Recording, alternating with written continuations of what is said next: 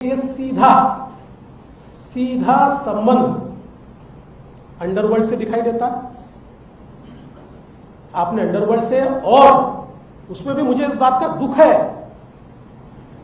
आप मुंबई की उस विभीषिका को याद कीजिए जिस समय मुंबई में बम विस्फोट में हमारे मुंबईकरों के चीथड़े उड़ते हुए हमने देखे, चीथड़े, और हमारे चीथड़े उड़ाने वाले में जिन्होंने आरडीएक्स भरा। देवेंद्र जी औरों को कह रहे हैं कि अंडरवर्ल्ड कलेक्शन के लोग हैं ये, लेकिन देवेंद्र जी हम आपसे पूछना चाहते हैं कि सारे अंडरवर्ल्ड के लोग, जो अंडरवर्ल्ड कनेक्टेड लोग हैं, जो बड़े बड़े क्रिमिनल हैं, आपने मुख्यमंत्री रहते हुए उन्हें सभी लोगों को जो सरकारी कमीशन है, सरकारी बोर्ड है, उसका अध्यक्ष क्यों बनाया? पर क्या आप जानते नहीं थे सलीम पटेल कौन है? और सबसे बड़ी बात, मुंबई के गुनहगारों से आपने जमीन क्यों खरीदी? मुंबई में बम विस्फोट करने वालों से आपने जमीन क्यों खरीदी? और ऐसी कौन सी बात थी जिसके कारण ये मुंबई के गुनहगारों ने एलबीएस रोड पर 3 एकड़ की जमीन आपको 20 लाख रुपए में दे दी? जाली नोट का खेल इस महाराष्ट्र में चल रहा था। 8 अक्टूबर 2017 को डायरेक्टर इंटेलिजेंस रेवेन्यू ने बीकेसी में एक छापेमारी की, जिसमें 14 करोड़ 56 लाख रुपए के जाली नोट पकड़े गए।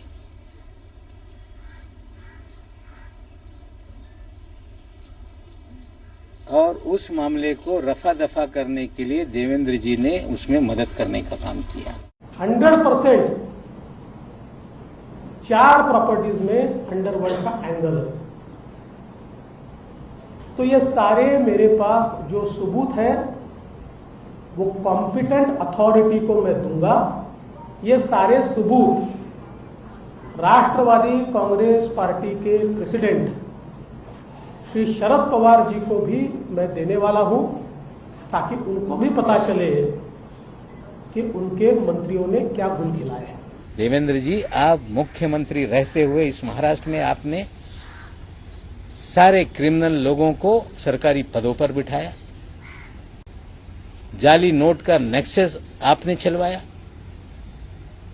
आपने रियाज भाटी के जरिए पूरी उगाही का काम किया, आपने थाना में कमिश्नर बैठा के कंप्लेंट पूरे महाराष्ट्र की करा के उगाही का धंधा करवाया,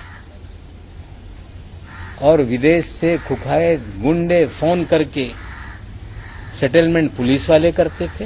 एडजुडिकेशन में इसकी कीमत कम दिखाने के लिए ये सारी चीजें की, और इसकी कीमत 3.5 करोड़ रुपया दिखाई एडजुडिकेशन में, ताकि स्टैंप ड्यूटी कम पैसे पर भरनी पड़े। मतलब 8,500 का ready reckoner rate square metre का, 2,000 पर स्क्वायर फीट का मार्केट रेट, और उसको खरीदा जा रहा है 25 रुपया स्क्वायर फीट से, और एक्चुअल पेमेंट हो रहा है 15 रुपया स्क्वायर फीट से। क्या आपके इशारे पे पूरे महाराष्ट्र में उगाही का काम हो रहा था कि नहीं? मामला मुंबई का हो, बिल्डरों के जमीनों का झगड़ा हो, मामला थाना में जाके कंप्लेंट करके दर्ज करके वसूली की जाती थी कि नहीं?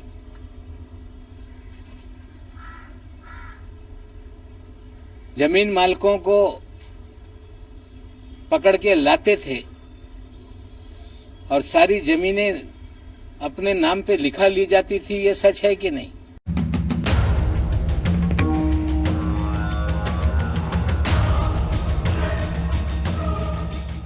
आर्यन खान ड्रग्स केस अब ड्राइंग रूम और पुराने फोटो एल्बमों तक पहुंच गया है। बीजेपी और महाराष्ट्र सरकार के बीच नाक की लड़ाई बन चुके इस मामले में महाराष्ट्र के गठबंधन की ओर से कमान संभाल रखी है मंत्री नवाब मलिक ने। मलिक ने एक दिन पहले दावा किया था कि आज वो हाइड्रोजन बम गिराएंगे, लेकिन बम की जगह वो लेकर आ गए नया चेहरा, जिसका नाम है रियाज भाटी। एनसीपी ने कई दिग्गज बीजेपी नेताओं के साथ भाटी की तस्वीरें जारी की और कई संगीन आरोपों की बौछार कर दी। नवाब मलिक का आरोप है कि भाटी का दाऊद गिरोह से कनेक्शन है। भाटी पर फर्जी पासपोर्ट केस होने के बावजूद उसे 2 दिन में छोड़ दिया गया। भाटी को पीएम के कार्यक्रम में भी एंट्री मिली थी। फडणवीस सरकार के शह पर महाराष्ट्र में जाली नोट नेटवर्क चलता था। 2017 में 14.5 करोड़ के जाली नोट का मामला ठंडे बस्ते में डाल दिया गया।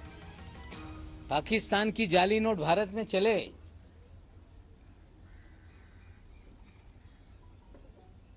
मामला दर्ज हो और उसमें कुछ दिनों में जमानत हो जाती है,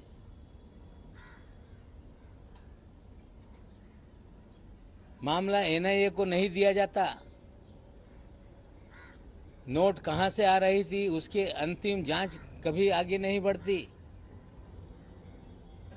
क्योंकि जो लोग ये सब जाली नोट का रैकेट चला रहे थे उन्हें कहीं ना कहीं तत्कालीन सरकार का संरक्षण था। हम आपसे पूछना चाहते हैं कि रियाज भाटी कौन है?